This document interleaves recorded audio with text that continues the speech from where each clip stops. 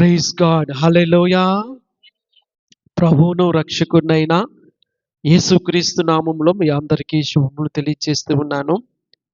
ప్రియులారా, ఈ పరిశుద్ధ పునరుత్థాన దినములో దేవుని సన్నిధిలో చేరి దేవుణ్ణి స్తుతించి ఆరాధించుటకు ప్రభువు మనకిస్తున్న ఈ మంచి అవకాశాన్ని బట్టి ప్రభువుని స్తుతిస్తూ ఉన్నాను. దేవుని నామానికి మహిమ కలుగును గాక. హల్లెలూయా. గడిచిన 4 నెలలు దేవుడు తన కృపలో మనల్ని కాచి కాపాడి రక్షించి పోషించి ఆయుష్నిచ్చి ఆయుర్దాయాన్నిచ్చి ఆరోగ్యాన్నిచ్చి ఈ 5వ మాసంలోనికి ప్రవేశపెట్టి ఉంటుండగా దేవుని కృపను బట్టి దేవుణ్ణి నేను స్తుతిస్తూ ఉన్నాను. దేవుని నామానికి మహిమ కలుగును గాక. ఆలస్యం లేకుండా దేవుని వాక్యాన్ని చదువుకొని కొద్దిసేపు వాక్యాన్ని ధ్యానం చేసుకుందాము. అటు తరువాత ప్రభువు పరిశుద్ధ బలను సమీపించుదాము. పరమగీతములు 5వ అధ్యాయము 2వ వచనం నుండి కొన్ని మాటలు మనం చదువుదాము. పరమగీతములు 5వ అధ్యాయము 2వ వచనం. నేను నిద్రించి తినే గాని నా మనస్సు మేలుకొని ఉన్నది. నా సహోదరి, నా ప్రియురాలా, నా పావురమా, నిష్కలంకురాలా, ఆలకింపుము. నా తల మంచుకు తడిసినది. నా తల వెంట్రుకలు రాత్రి కురియు చినుకులకు తడిసినవి. నాకు తలుపు తీయమనుచు నా ప్రాణప్రియుడు వాకిలి తట్టుచున్నాడు. నేను వస్త్రము తీసివేసి తిని నేను మరలా దాన్ని ధరింపనేలా? నా పాదములు కడుగుకొంటిని, నేను మరలా వాటిని మురికి చెయ్యనేలా? తలుపు సందులో నా ప్రియుడు చెయ్యి ఉంచగా నా అంతరంగము అతని ఎడల జాలిగొనెను. నా ప్రియునికి తలుపు తీయ లేచితిని. నా చేతుల నుండియు నా వ్రేల నుండియు జటామాంసి గడీల మీద స్రవించెను. నా ప్రియునికి నేను తలుపు తీయునంతలో అతడు వెళ్ళిపోయెను. అతని మాట వినుటతోనే నా ప్రాణము సొమ్మసిల్లెను. నేను వెతికినను అతడు కనుబడకపోయెను. నేను పిలిచినను అతడు పలుకలేదు. ప్రార్థన చేసుకుందాము. పరిశుద్ధుడు అయిన తండ్రి, ప్రేమ కలిగిన ఆయన వందనాలు చెల్లిస్తూ ఉన్నాను. మహాగణుడా, మహోన్నతుడా, సర్వశక్తిమంతుడా, పరిశుద్ధుడా, నిండు మనసుతో వందనాలు చెల్లిస్తూ స్తుతిస్తూ ఉన్నాను. ఈ పరిశుద్ధ పునరుత్థాన దినములో మీ పాద సన్నిధిలో చేరి మిమ్మల్ని స్తుతించి ఆరాధించుటకు మీరు మాకిచ్చిన ఈ మంచి అవకాశాన్ని బట్టి వందనాలు చెల్లిస్తూ ఉన్నాను. దాసుడు తన యజమానుని వైపు చూస్తూ ఉండినట్లుగా, దాసురాలు తన యజమానురాలి చేతి వైపు చూస్తూ ఉండినట్లుగా ఈ ఉదయకాల సమయంలో మీ వైపు ఆశతో చూస్తూ ఉన్నాము. దేవా, మీ కృప మా ఎడలుంచి దీవించి దర్శించుమని ప్రార్థన చేస్తూ కృతజ్ఞతలు చెల్లిస్తూ స్తుతిస్తూ ఉన్నాను. మీ క్షేమాన్ని ఉంచండి. నిండు మనసుతో స్తుతిస్తూ ఉన్నాను. పరిశుద్ధ ఆత్మదేవ, మీరే మాకు పరిచర్య చేయమని, మీ కృప చూపించమని అడుగుతూ ఉన్నాను. సర్వశక్తిమంతుడువు, సర్వాధికారివి, గొప్ప దేవుడువు, పరిశుద్ధుడువు నీవు గనుక వందనాలు చెల్లిస్తూ స్తుతిస్తూ మీ దయించమని ప్రార్థన చేస్తూ స్తుతిస్తూ యేసుక్రీస్తు నామములో స్తుతించి ప్రార్థిస్తూ ఉన్నాను, కొనియాడుతూ ఉన్నాను, ఘనపరుస్తూ ఉన్నాను. జీవము గల పరమ తండ్రి. ఆమేన్, ఆమేన్, హల్లెలూయా. ప్రభువును రక్షకుడినైన యేసుక్రీస్తు నామములో మరొకసారి మీ అందరికీ శుభములు తెలియజేస్తూ ఉన్నాను. ప్రియులారా, గడిచిన వారంలో పరమగీతములో నుండి కొన్ని సందర్భాలను మనము ధ్యానం చేసుకుని ఉన్నాము. ప్రైజ్ గాడ్, హల్లెలూయా. పరమగీతములు అనేది ఒక వ్యక్తికి అలాగే తన ప్రభువుకు మధ్య ఉండేటువంటి ఆ రిలేషన్షిప్ను సూచిస్తూ ఉందని గడిచిన వారములో మనం చెప్పుకున్నాము. యేసుక్రీస్తు ప్రభువారిని అంగీకరించిన తరువాత ప్రభువుతో మనకున్నటువంటి సన్నిహిత సంబంధం అనేది మనందరికీ తెలిసినదే. అయితే ఆ సన్నిహితి సంబంధము మనం కొనసాగిస్తూ ఉంటుండగా ఈ ప్రయాణంలో కొన్నిసార్లు అప్స్ అండ్ డౌన్స్ అనేవి మన జీవితాల్లో ఉంటాయి. హల్లెలూయా, హల్లెలూయా. కొన్నిసార్లు ప్రభువు మనల్ని విడిచిపెట్టి వెళ్ళిపోయినట్లుగా అనిపిస్తూ ఉంటుంది. ఎందుకంటే మనము ప్రభువులో మన ఫీలింగ్స్ని బట్టి కాక, ప్రభువు మన ఎడల చేసినటువంటి ఆ కార్యాలను బట్టి, లేదా ప్రభువు ఏమై ఉన్నాడో దానిని బట్టి మనము ఆ ప్రభువులో ఉండవలసినటువంటి అవసరత ఎంతైనా ఉందని ప్రభువు పేరట నేను మీకు జ్ఞాపకం చేస్తూ ఉన్నాను.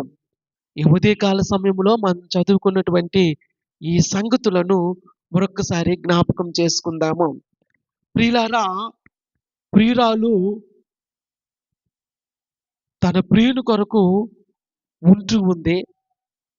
అయితే ఆయా సమయాల్లో తను విడిచిపెట్టి వెళ్ళినట్లుగా ఒక సందర్భం కూడా మనకు కనబడతా ఉంది. 2వ వచనంలో చూసినట్లయితే, నేను నిద్రించితినే గాని నా మనస్సు మేలుకొని ఉన్నది. నా సహోదరి, నా ప్రియురాల, నా పావురమ, నిష్కలంకురాల, ఆలకింపుము, నా తల మంచుకు తడిసినది. నేను నిద్రించాను కానీ నా మనస్సు మేలుకొని ఉన్నది. ప్రియులారా, ఈ సంగతి మన బాహ్య పురుషుడు అలాగే అంతరంగ పురుషుని గుర్చినటువంటి సందర్భాన్ని మనకు తెలియచేస్తూ ఉంది. ప్రియులారా, కొన్నిసార్లు మన బాహ్య పురుషుడు నిద్రిస్తున్నట్లు అనిపించినా, అంతరంగ పురుషుడు మాత్రము ప్రభువు కొరకు కనిపెడుతూ ఉండినట్లుగా మనము చెప్పుకోవచ్చు. దేవుని నామానికి మహిమ కలుగును గాక. హల్లెలూయా. ఒకసారి గట్టిగా హల్లెలూయా చెబుదామా?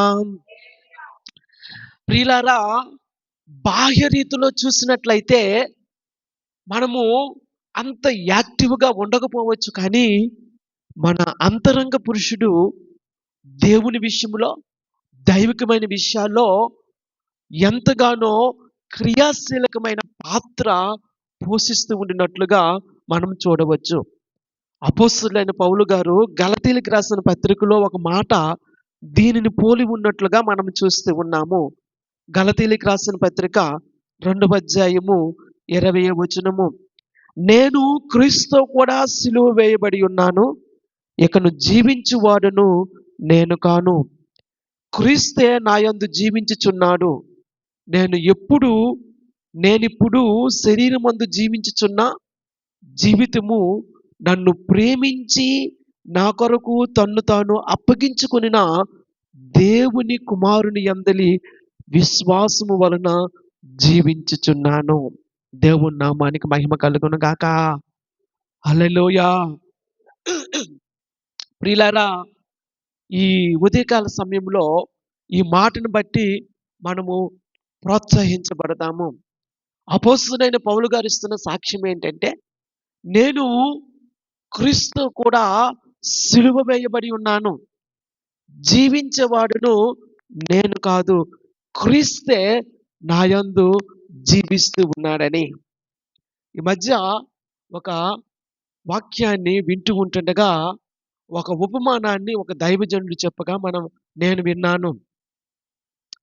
మనము గ్లౌజెస్ యూజ్ చేస్తూ ఉంటాం. ఆ గ్లౌజులు ఒక టేబుల్ మీద పడితే ఆ గ్లౌజులు పని చెయ్యవు. ప్రియులారా, ఆ గ్లౌజెస్ని మన చేతులకు తొడుక్కొని మనము పని చేస్తే అవి పని చేస్తూ ఉంటాయి. హల్లెలూయా. హల్లెలూయా. ఏమండి, గ్లౌజెస్ టేబుల్ మీద ఉంటే వాటంతట అవే పని చెయ్యవు. అవి మన చేతులకు తొడిగించుకొని మనం పని చేస్తే అవి పని చేస్తాయి.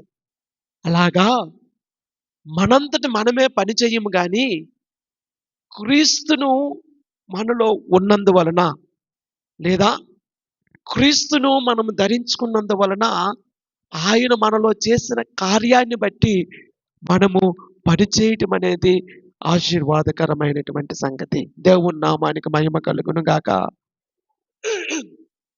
హల్లెలూయా.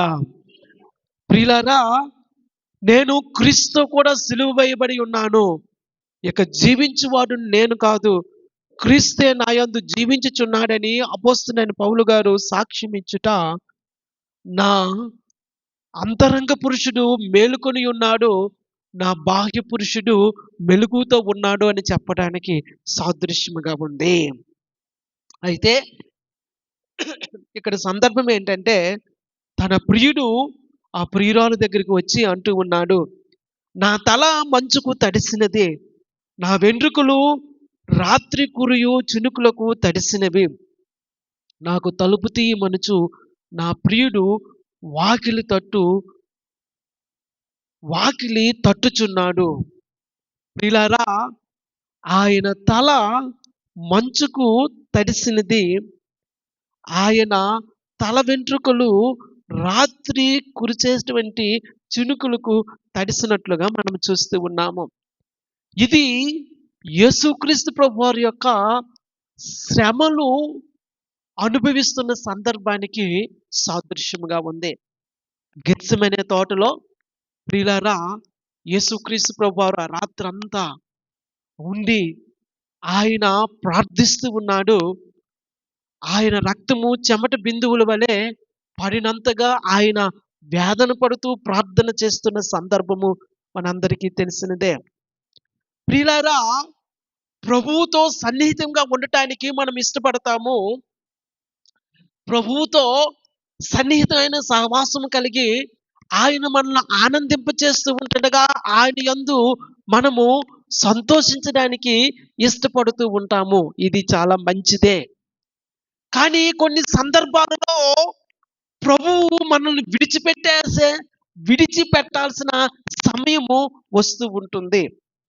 లేదా ప్రభువు అనుభవించినటువంటి ఆ శ్రమలు, సిలువను మనము కూడా అనుభవించడానికి కావలసినటువంటి పరిస్థితి, మనము కూడా అనుభవించడానికి దేవుడు మనల్ని పిలుస్తూ ఉంటుండగా మన ప్రతిస్పందన ఏ విధముగా ఉంటుందో ఈ లేఖన భాగం అనేది మనం చూస్తూ ఉన్నాము. ఇక్కడ ప్రియురాలు తన ప్రియుడిని బాగుగా ఎరుగును, తన ప్రియునితో సహవాసం కలిగి ఉంది, తన ప్రియుని యొక్క సన్నిధిలో సహవాసాన్ని అనుభవిస్తూ ఉంది. కానీ ఇక్కడ ప్రియురాలును ప్రభు ఏమని పిలుస్తూ ఉన్నాడంటే, తను అనుభవించినటువంటి ఆ శ్రమలు, తను అనుభవించినటువంటి ఆ సిలువను తాను కూడా అనుభవించడానికి ఆమెను తలుపు తట్టి పిలుస్తూ ఉన్నాడు. దేవుని నామానికి మహిమ కలుగును గాక. యేసుక్రీస్తు ప్రభువారిని అంగీకరించిన తర్వాత ప్రియులారా, మనం ఎప్పుడు సంతోషంలో ఉంటామనే సంగతిని మనము మానుకోవాలి. అటువంటి ఆలోచనను విడిచిపెట్టుకోవాలి. యేసుక్రీస్తు ప్రభువారిని అంగీకరించిన తర్వాత ఆయన సిలువనెత్తుకొని శ్రమలు సహించుకుంటూ ముందుకు వెళ్ళేటువంటి అనుభవం కొరకు మనం ఎదురు చూస్తూ ఉండాలి. అటువంటి అనుభవం కొరకు ప్రభువు తలుపు తట్టి మనలను పిలుస్తూ ఉన్నాడు. 3వ వచనం నుండి ఆ ప్రియురాలు ఏ విధముగా ప్రతిస్పందిస్తూ ఉందో మనకు కనబడతా ఉంది. నేను వస్త్రము తీసివేసి తిని నేను మరలా దాన్ని ధరింపనేలా, నా పాదములు కడుగుకొంటిని నేను మరలా వాటిని మురికి చేయనేలా, తలుపులో నా ప్రియుడు తలుపు సందులో నా ప్రియుడు చెయ్యి ఉంచగా నా అంతరంగము అతని ఎడల జాలిగొనెను. యేసుక్రీస్తు ప్రభువారిని అంగీకరించిన తర్వాత ప్రభువు తన వలె శ్రమలు అనుభవించి సిలువను వెంబడించడానికి మనల్ని పిలిచినప్పుడు మనము ప్రభువు యొక్క పిలుపుని తిరస్కరిస్తూ ఉంటాము.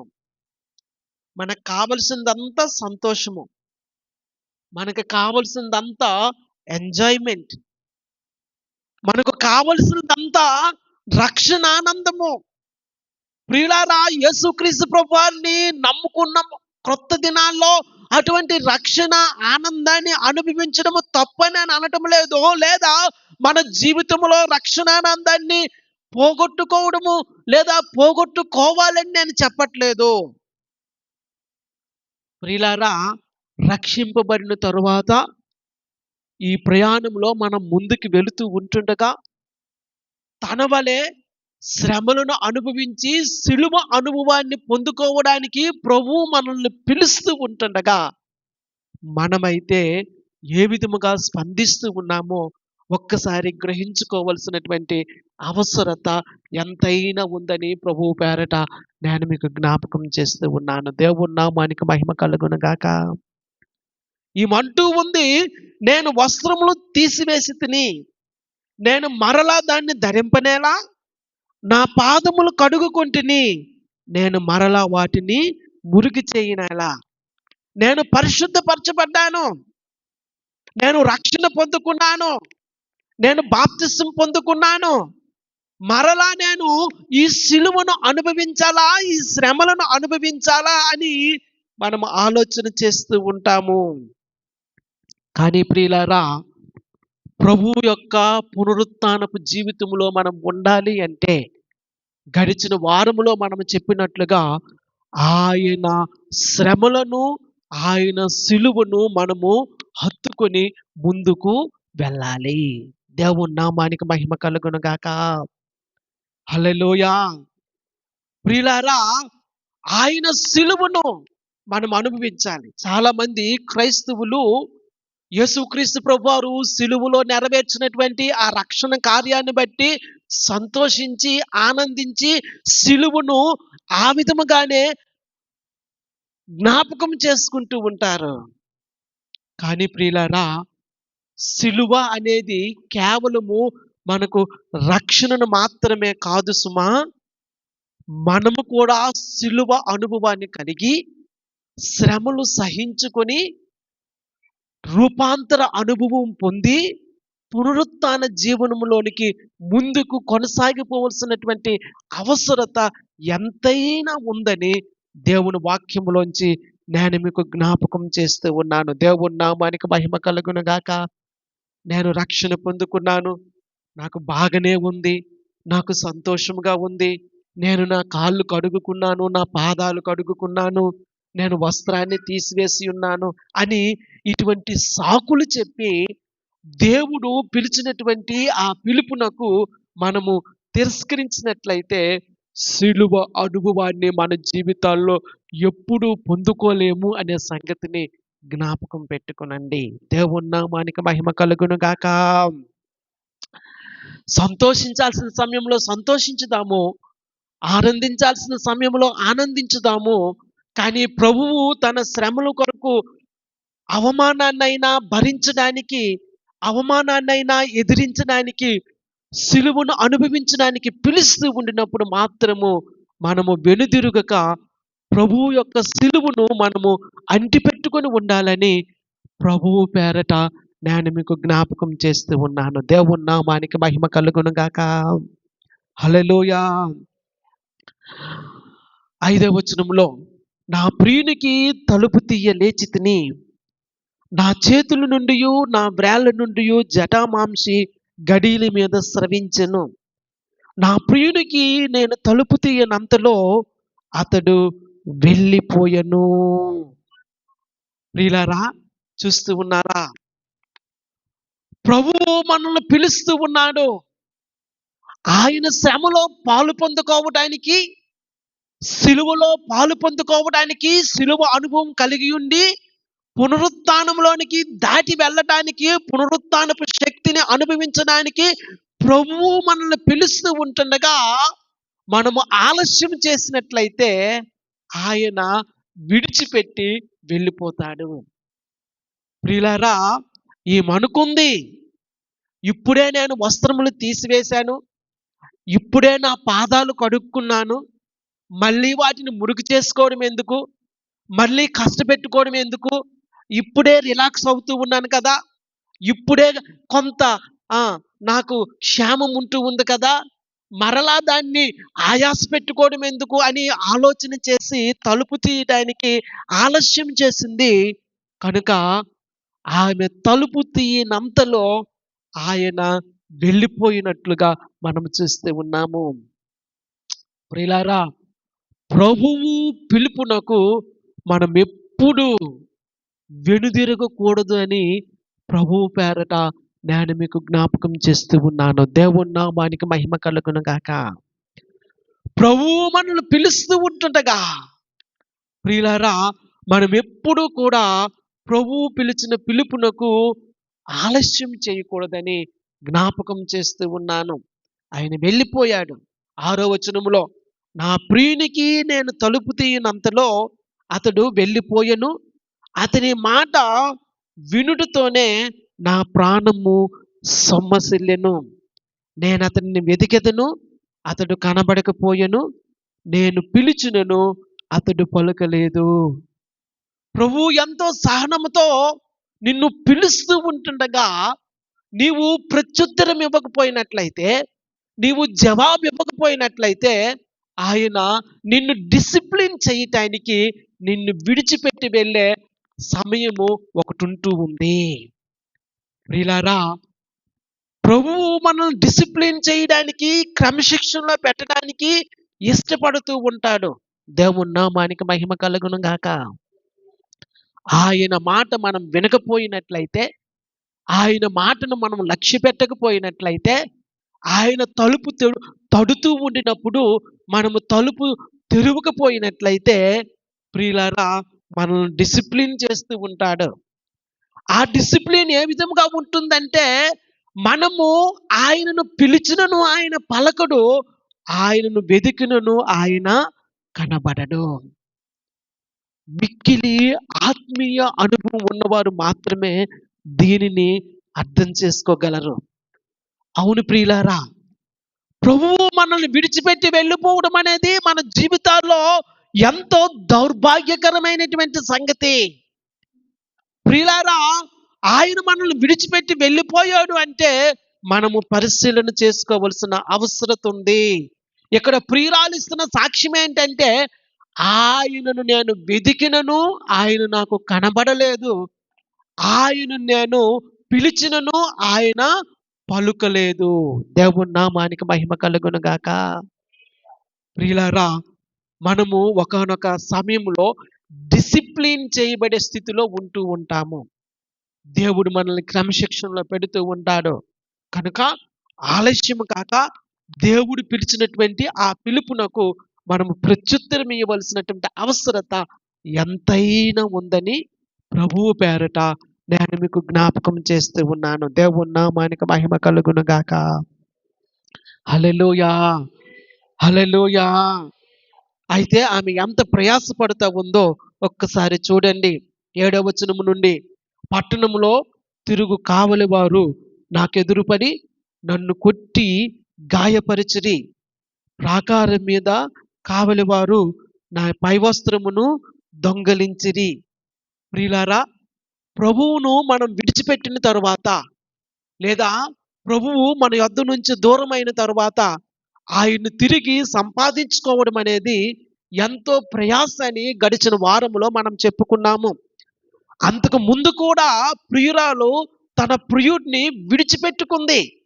అయితే బుద్ధి తెచ్చుకొని ఆమె ఆయన్ని సంపాదించుకొని తన తల్లి ఇంటికి తీసుకొని వచ్చింది. అయితే ఇప్పుడు మరొకసారి ఆయన్ని విడిచిపెట్టుకున్నట్లుగా మనం చూస్తూ ఉన్నాము. అయితే ఇప్పుడు ఆమె గాయపరచబడినట్లుగా మనం చూస్తూ ఉన్నాము. అవును ప్రియులారా, ప్రభువు మనల్ని విడిచిపెట్టే సమయంలో, లేదా ప్రభువు మన యొద్ద నుంచి దూరముగా ఉన్నాడు అని మనకు అనిపించే సమయంలో ఎంతో మంది సూటిపోటి మాటలు మనకు మాట్లాడుతూ ఉంటారు. అవి మనకు గాయాలను రేపుతూ ఉంటాయి. ఇటువంటి పరిస్థితి గుండా మనం వెళుతూ ఉన్నామంటే ప్రియులారా, మనం అర్థం చేసుకోవాల్సిన సంగతి ఏంటంటే, ఆయన యొక్క సిలువ అనుభవాన్ని, శ్రమలను అనుభవించడానికి ప్రభువే మనల్ని పిలుస్తూ ఉన్నాడు అని మనం జ్ఞాపకం చేసుకొని, ఎవరు మనల్ని విడిచిపెట్టినా, ఎవరు మనల్ని గాయపెట్టినా, ఎవరు ఏ విధముగా ప్రవర్తించినా ప్రభువుని విడిచిపెట్టక ఆయన్ను హత్తుకోవలసినటువంటి అవసరత ఎంతైనా ఉందని ప్రభువు పేరట నేను మీకు జ్ఞాపకం చేస్తూ ఉన్నాను. దేవుని నామానికి మహిమ కలుగును గాక. హల్లెలూయా. ప్రియులారా, ఆమె గాయపరచబడింది, అవమానము నొందింది. అయితే ఆమె అంటున్న మాట ఏమిటంటే 8వ వచనములో, యెరూషలేము కుమార్తెలారా, నా ప్రియుడు మీకు కనబడిన ఎడల ప్రేమాతిశయము చేత నీ ప్రియురాలు మూర్ఛిల్లునని మీరు అతనికి తెలియచేయనట్లు నేను మీ చేత ప్రమాణము చేయించుకొందును. ప్రేమాతిశయము చేత మూర్ఛిల్లినటువంటి సంగతి.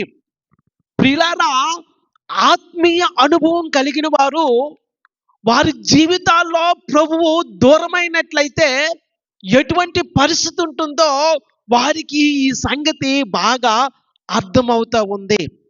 ఒక మాటలో చెప్పాలి అంటే దేవుని కొరకు ఆతృత, దేవుని కొరకు ఆశ, హంగర్ ఫర్ గాడ్, దేవుణ్ణి చూడాలి అనేటువంటి ఆ తపన. ఎందుకంటే ఇప్పుడు ప్రియుడు తనకు దూరముగా ఉన్నట్లు అనిపిస్తూ ఉంది. ఇంతకు ముందు ఉన్నటువంటి అనుభవం లేదు, దేవునితో సహవాసం చేసినటువంటి అనుభవం లేదు. సరికదా, తనకంటే చిన్నవారు, తనకంటే తక్కువ వయసును కలిగిన వారు, తనకంటే ఆత్మీయంలో వెనుకగా ఉన్నవారు కూడా ఇప్పుడు ఆమెను హేళన చేస్తూ ఉన్నారు. అటువంటి పరిస్థితి మన జీవితాల్లో వచ్చినప్పుడు ప్రియులారా, అటువంటి హంగర్ని, అటువంటి ఆతృతను మన జీవితాల్లో కలిగి ఉండాలని మరొకసారి ఈ వాక్యములో నుంచి మనము జ్ఞాపకం చేసుకుందాము. దేవుని నామానికి మహిమ కలుగును గాక. ఎన్ని పరిస్థితులైనా, మన కుటుంబ సభ్యులే మనకు సహకరించకపోయినా, ఎటువంటి పరిస్థితులు గుండా మనం వెళుతున్నా ప్రభువును విడిచిపెట్టే ప్రసక్తే లేదు.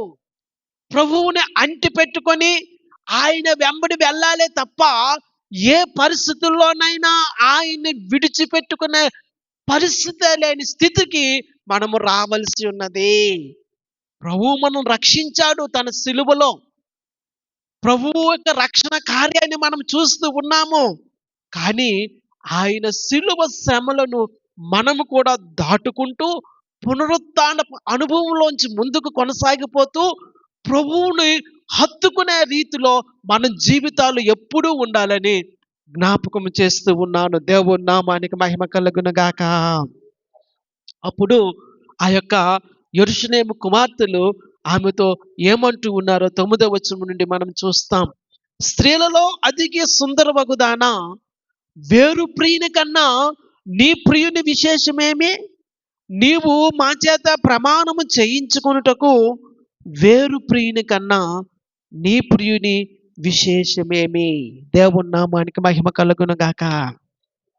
నిజమే, నీ ప్రియుడిని నీవు కోల్పోయావని నువ్వు చెప్తూ ఉన్నావు కదా. వేరు ప్రియుని కన్నా నీ ప్రియుడిలో విశేషమేంటి? యేసుక్రీస్తు ప్రభువాన్ని అంగీకరించిన మనము యేసుక్రీస్తు ప్రభువారిలో ఉన్న ప్రత్యేకతను దేనిని చూసాము? ఎందుకు యేసుక్రీస్తు ప్రభువారిని అంగీకరించాము? ఎందుకు యేసుక్రీస్తు ప్రభువారు మన జీవితాల్లో ప్రత్యేకమై ఉన్నారో మనము గ్రహించుకోవలసినటువంటి అవసరత ఎంతైనా ఉందని మరొకసారి జ్ఞాపకం చేస్తూ ఉన్నాను. దేవుని నామానికి మహిమ కలుగును గాక. ఒకసారి దేవుణ్ణి స్తుతించుదామా? యేసుక్రీస్తు ప్రభువారిని అంగీకరించడము ప్రియులారా ఎవరో చెప్పిన దాన్ని బట్టి మనం చేయడం కాదు, లేదా మన అవసరత తీర్చబడ్డానికి యేసుక్రీస్తు ప్రభువారిని అంగీకరించడం కాదు. ప్రియులారా, ప్రభువులో ఉన్నటువంటి శ్రేష్టతను లేదా ఆయనలో ఉన్న విశేషాన్ని ఎరిగి ప్రభువుని మనము అంగీకరించవలసి ఉన్నదని ప్రభువు పేరట నేను మీకు జ్ఞాపకం చేస్తూ ఉన్నాను. యెరూషలేము కుమారులు అడుగుతూ ఉన్నారు, వేరు ప్రియుని కన్నా నీ ప్రియునిలో విశేషమేమిటి? స్త్రీలలో అధిక సుందరవగుదానా, వేరు ప్రియుని కన్నా నీ ప్రియునిలో విశేషమేమి అని వారు అడుగుతా ఉన్నారు. ఈ ప్రశ్న మనం అడుగుదాం. యేసుక్రీస్తు ప్రభువాన్ని అంగీకరించడానికి మనకున్నటువంటి విశేషమేంటి? అనేక మంది దేవతలు, దేవుళ్ళు ఉన్నారని చెప్పుకునేటువంటి మనలాంటి దేశంలో ప్రభువుని అంగీకరించడంలో విశేషం ఏంటి? ఎందుకు మనం ప్రభువుని అంగీకరించాము? మన తల్లిదండ్రులు చెప్పారని దేవుని యొద్దకు వచ్చామా? లేకపోతే మన అవసరాలు తీరుతాయని దేవుని సన్నిధిలోనికి వచ్చామా? లేదా ప్రభువుని అంగీకరించామా? లేకపోతే అందరూ వెళ్తున్నారు కదా, నేను కూడా దేవుని సంఘానికి వెళ్తాను అని ఉద్దేశించి దేవుని సన్నిధిలోకి మనం వస్తూ ఉన్నామా? ఒక ప్రశ్న. వేరు ప్రియుని కన్నా నీ ప్రియునిలో విశేషమేమి? ఏముంది ప్రభువులో విశేషము అంటే, ఆ ప్రియురాలు షూలమతి ఈ విధముగా తన ప్రియుని గురించి వివరిస్తూ ఉంది. ఇది ఎంతో ప్రాముఖ్యమైనటువంటి సంగతి ప్రియులారా. వ్యక్తిగతముగా ఈ సంగతులు మన జీవితాల్లో మనము అన్వయించుకోవాల్సినటువంటి అవసరత ఎంతైనా ఉందని నేను మీకు జ్ఞాపకం చేస్తూ ఉన్నాను. 10వ వచనము నుండి, నా ప్రియుడు ధవలవర్ణుడు, రత్నవర్ణుడు, 10,000 మంది పురుషులలో అతనిని గుర్తింపవచ్చును. ధవలవర్ణుడు, ధవలము అంటే తెలుపు అని అర్థము. తెలుపు అనేది ఆయన పరిశుద్ధతను, ఆయన ప్రత్యేకతను చూపెడతా ఉంది. దేవుని నామానికి మహిమ కలుగును గాక. హల్లెలూయా. అవును ప్రియులారా, ఆయన ఎన్నటన్నటికీ పరిశుద్ధుడే. ఆయన పుట్టుకలో పరిశుద్ధుడు, ఆయన మరణములో పరిశుద్ధుడు, ఆయన భూస్థాపనములో పరిశుద్ధుడు, ఆయన పునరుత్థానములో పరిశుద్ధుడు, ఆయన ఆరోహణములో పరిశుద్ధుడు, ఆయన ఆగమనములో పరిశుద్ధుడు. ఆయన ప్రత్యేకమైన వాడు. దేవుని నామానికి మహిమ కలుగును గాక. నా ప్రియుడు ధవలవర్ణుడు అంటే అర్థం ఏంటో తెలుసా? ఆయన పరిశుద్ధుడు, ప్రత్యేకమైన వాడు. నా ప్రియుడు రత్నవర్ణుడు అంటే అర్థం ఏంటో తెలుసా? ఆయన సంపూర్ణమైనటువంటి జీవము కలిగిన వాడు, సంపూర్ణమైనటువంటి శక్తిని కలిగిన వాడు. He is full of life and power. అవును ప్రియులారా, మన జీవితాల్లో సంపూర్ణమైనటువంటి శక్తిని, జీవాన్ని కలిగినటువంటి ప్రభువు ఉన్నాడు. ఈ సంగతిని మనము గుర్తించగలుగుతూ ఉన్నామా? వేరే ప్రియుని కంటే నీ ప్రియునిలో విశేషమేంటి?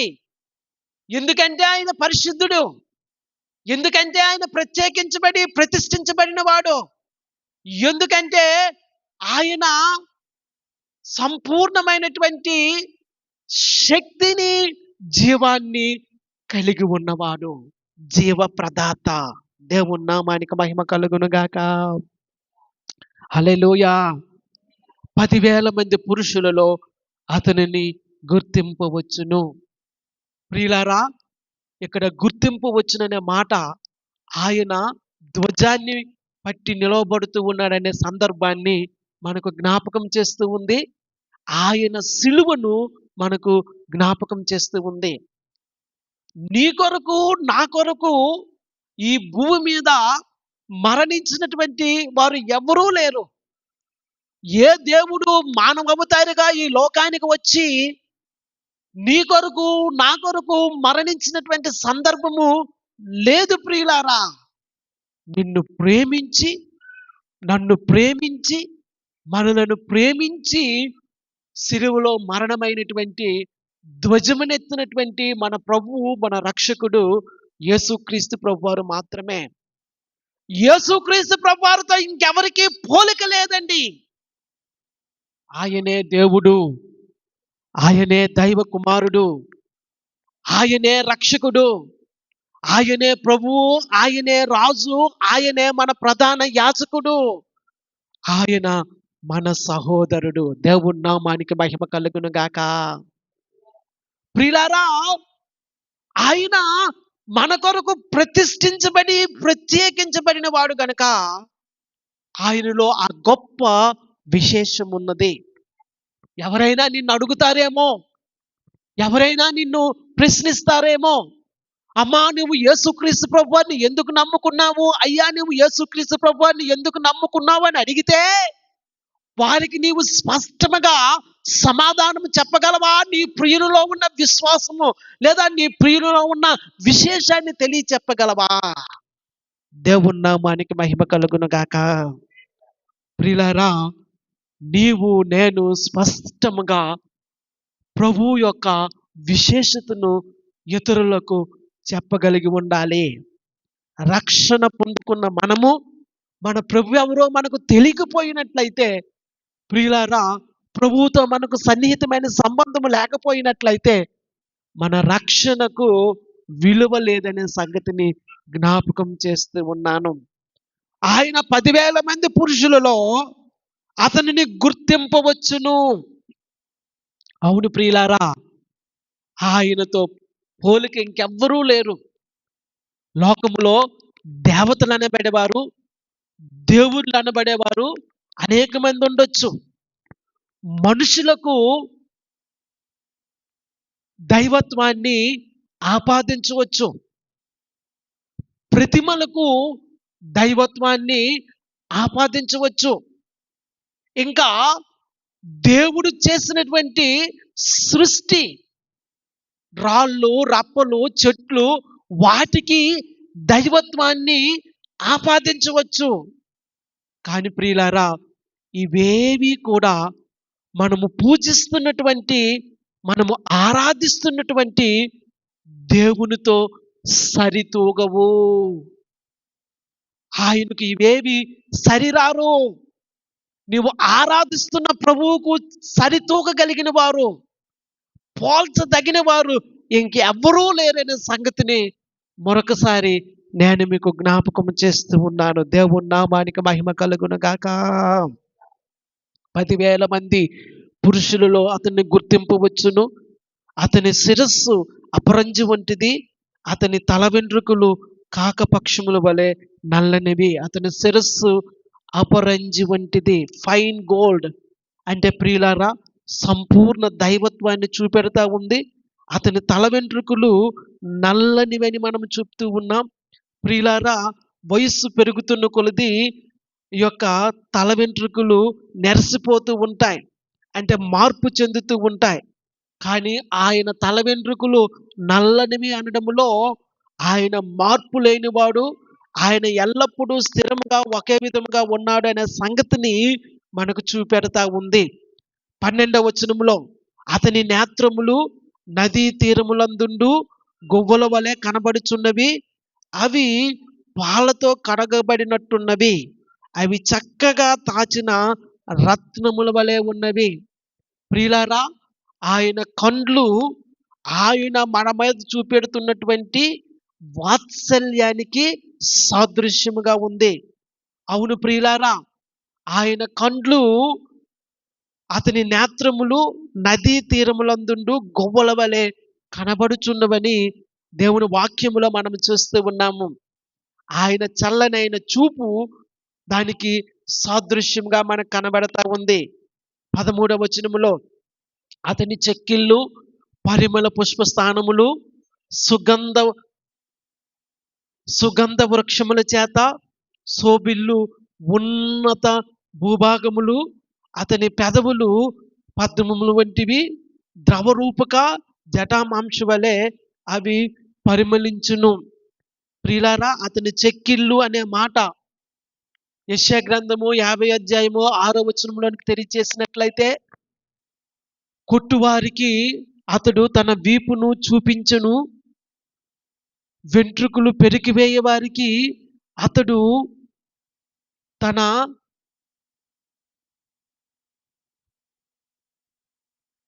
చదువుదాం మాట ఒక్కసారి చూడండి. యెషయా గ్రంథము 50 అధ్యాయము 6వ వచనములో, కొట్టువారికి నా వీపును అప్పగించి తిని, వెంట్రుకలు పెరికివేయ వారికి నా చెంపలను అప్పగించి తిని, ఉమ్మివేయ వారికి అవమానపరచు వారికి నా ముఖము దాచుకొనలేదు. ప్రియులారా, ఆయన చెక్కిళ్ళు అనే మాట ఆయన సిలువ మరణము పొందుట ద్వారా దేవుడు మన ఎడలకు చూపెడుతున్నటువంటి కృపకు సాదృశ్యముగా ఉందని మనం చెప్పుకుంటూ ఉన్నాము. ఆయన పెదవుల నుండి దయారసము పోయబడుతూ ఉన్నట్లుగా ప్రియులారా, ఆయన కృప మన జీవితాల్లో పోయబడుతూ ఉందనే సందర్భాన్ని మనము జ్ఞాపకం చేసుకోవచ్చు. 14వ వచనంలో చూసినట్లయితే, అతని కరములు తార్షీషు రత్నభూషితమైన స్వర్ణ గోళముల వలె ఉన్నవి. అతని కాయము నీలరత్న ఖచితమైన విచిత్రమగు దంతపు పనిగా కనబడుచున్నది. అతని కరములు అంటే అతని చేతులు స్వర్ణగోళముల వలె ఉన్నవి అనే మాట ప్రియులారా, దైవికమైన పరిపాలనను చూపెడతా ఉంది. ఎందుకంటే యెహెజ్కేలు గ్రంథము 1 అధ్యాయం 16వ వచనంలో చూసినట్లయితే, ఆయన పరిపాలన చేస్తూ ఉండినట్లుగా దేవుని వాక్యములో మనం చూస్తూ ఉన్నాము. చక్రములు మనకు కనబడతా ఉన్నాయి. చక్రములు ఆయన పరిపాలనకు, స్థిరత్వానికి సాదృశ్యంగా మనకు కనబడతా ఉంది. ఆయన కాయము అనగా ఆయన బెల్లి ప్రియులారా, మన ఎడ్ల తను చూపెడుతున్నటువంటి ఆ ఫీలింగ్స్ నాకు సాదృశ్యంగా మనకు కనబడతా ఉంది. దేవుని నామానికి మహిమ కలుగును గాక. 15వ వచనంలో చూసినట్లయితే, అతని కాళ్ళు మేలిమి బంగారు మట్లయందు నిలిపిన చలువరాతి స్తంభముల వలె ఉన్నవి. అతని వైఖరి లెబానోను పర్వత తుల్యము. అది దేవదారు వృక్షములంతా ప్రసిద్ధము. ఇక్కడ చలువరాతి అనే మాట ఫైన్ లెనన్ అనేటువంటి మాటతో సమానంగా మనం చూస్తూ ఉన్నాము. ఫైన్ లెనన్ అనే మాట లేదా సన్నపు నార అనే మాట నీతికి సాదృశ్యముగా ఉంది. ఆయన కాళ్ళు స్థిరమైనటువంటి నీతికి సాదృశ్యముగా ఉండినట్లుగా మనము చెప్పుకోవచ్చు. 16వ వచనంలో చూసినట్లయితే, అతని నోరు అతి మధురము, అతడు అతి కాంక్షణీయుడు. యెరూషలేము కుమార్తెలారా, ఇతడే నా ప్రాణప్రియుడు, ఇతడే నా స్నేహితుడు. నోరు అనే మాట రుచిని చూపెడతా ఉంది. అంటే ప్రభువు ఆయన శిలువ మరణాన్ని అనుభవించి నీ కొరకు నా కొరకు మధ్యవర్తిత్వాన్ని ఆయన కలిగి ఉన్నట్లుగా, లేదా నీ కొరకు నా కొరకు దేవునికి మనుషునికి మధ్య మధ్యవర్తిగా ఉన్న సంగతిని మనకు చూపెడతా ఉంది. ఇటువంటి విశేషమైన ప్రత్యేకతలు కలిగినటువంటి ప్రభువును నీవు చూడగలుగుతూ ఉన్నావా? దేవుని నామానికి మహిమ కలుగును గాక. హల్లెలూయా. ప్రియులారా, నా మాటలు నేను ముగిస్తూ ఉన్నాను. దేవుని వాక్యంలో మనకు కనబడతా ఉంది, వేరు ప్రియుని కన్నా నీ ప్రియునిలో విశేషమేంటి? ఎందుకు యేసుక్రీస్తు ప్రభువాన్ని నువ్వు అంగీకరించావు? యేసుక్రీస్తు ప్రభువాన్ని సొంత రక్షకునిగా అంగీకరించడంలో ఉద్దేశం ఏంటి? ఎవరు బలవంతం చేయగా ఆయన్ని అంగీకరించావా? లేదా నా తల్లిదండ్రులు, నా కుటుంబ సభ్యులు అంగీకరించారు కనుక నేను అంగీకరించాలని? లేకపోతే ఇంకొక సందర్భం కూడా చెప్తూ ఉన్నాను. క్రైస్తవ పెళ్లి చేసుకోవడానికి, క్రిస్టియన్ మ్యారేజ్ చేసుకోవడానికి పెళ్లి బాప్తిస్మాలు పొందుకునే వారు కూడా ఉన్నారు. ప్రియులారా, ఆ విధముగా దేవుణ్ణి మనము అంగీకరించామా? దేవుణ్ణి అంగీకరించడంలో లేదా ప్రభువుని అంగీకరించడంలో నీవు చూసినటువంటి విశేషత ఏంటి? ఈ లేఖన భాగాల్లో చూసినట్లయితే ప్రియురాలు వివరిస్తూ ఉంది, వేరు ప్రియుని కన్నా నీ ప్రియునిలో విశేషమేంటి? ఒక్కొక్క సంగతి ఆమె వివరిస్తూ ఉంది. నీ ప్రభువు నీవు ఏ విధముగా అర్థం చేసుకోగలుగుతూ ఉన్నావు? నీ ప్రభువు నీవు ఏ విధముగా ఎరుగుదువు? ఆయన నీకు ఏ విధముగా కనిపిస్తూ ఉన్నాడో? ఆయన రత్నవర్ణుడు, ధవలవర్ణుడు, 10,000 మందిలో 10,000 మందిలో పోల్చదగిన వాడు. దేవుని నామానికి మహిమ కలుగును గాక. ఆ ప్రియుడిని, ఆ ప్రభువుని అంటిపెట్టుకుని ఉంటావా? ప్రభు యొక్క విశేషత ఏంటో గ్రహించగలుగుతావా? ఆయన సిలువ అనుభవానికి నిన్ను పిలుస్తూ ఉంటుండగా, సాకులు చెప్పకుండా ఆయన తలుపు కొడుతూ ఉంటుండగా, సాకులు చెప్పకుండా ఆ సిలువ అనుభవాన్ని, శ్రమల అనుభవాన్ని అనుభవించి పునరుత్థానపు శక్తితో ముందుకు వెళ్ళటానికి ప్రతిస్పందిస్తావా? అలాగూ మనము ఉండినట్లయితే ప్రియులారా, ప్రభువు మన యందు ఆనందిస్తాడు అనే సంగతిని మరొకసారి జ్ఞాపకం చేస్తూ ఉన్నాను. ఆ విధముగా ప్రభువును మనము చూడగలిగినట్లయితే ప్రభువు మన యందు సంతోషిస్తాడు. ప్రభువు యొక్క చిత్తము మన జీవితాల్లో నెరవేర్చబడుతూ ఉందనే సంగతిని మరొకసారి జ్ఞాపకం చేస్తూ ఉన్నాను. అలాగా దైవ చిత్తము మన జీవితాల్లో నెరవేర్చబడాలి అని మనము మన ప్రియునితో సంపూర్ణముగా ఏకీభవించి ఆయనతో మనము హత్తుకొని ఉండాలి అని ప్రభువు పేడ తెలియచేసుకుంటూ ఈ నా మాటలు ముగిస్తూ ఉన్నాను. అటువంటి కృపను పరిశుద్ధాత్మ దేవుడు మనందరికీ ఇచ్చి నడిపించి దీవించి ఆశీర్వదించునుగాక. ఆమేన్. ప్రార్థన చేసుకుందాము. పరిశుద్ధుడా, వందనాలు చెల్లిస్తూ ఉన్నాను. మీ సిలువ మరణము కేవలము మాకు రక్షణ మాత్రమే కాకుండా, ఆ సిలువ మరణాన్ని, శ్రమలను అర్థం చేసుకుని, శ్రమల గుండా, సిలువ మరణము గుండా ముందుకు కొనసాగిపోతూ మీ పునరుత్థానపు శక్తిని అనుభవించి మీతో ఏకమయ్యే కృప మా అందరికీ అనుగ్రహించమని ప్రార్థన చేస్తూ స్తుతిస్తూ ఉన్నాను. వేరు ప్రియుని కన్నా మాలో ఉన్న విశేషమైన సంగతిని, వేరు ప్రియుని కన్నా మీలో ఉన్న విశేషమైన సంగతిని మేము అర్థం చేసుకుని, మిమ్మల్ని బాగుగా ఎరిగి మీతో సన్నిహితమైన సహవాసం చేస్తూ మీ కృపలో ముందుకు వెళ్ళే కృప మందరికీ అనుగ్రహించమని ప్రార్థిస్తూ ఉన్నాను. మీ కృప చూపించి దీవించి దర్శించండి. మీ క్షేమాన్ని ఉంచండి. నిండు మనసుతో స్తుతిస్తూ యేసుక్రీస్తు నామములో స్తుతించి ప్రార్థిస్తూ ఉన్నాను, కొనియాడుతూ ఉన్నాను, ఘనపరుస్తూ ఉన్నాను. జీవము గల పరమ తండ్రి. ఆమేన్. ఆమేన్.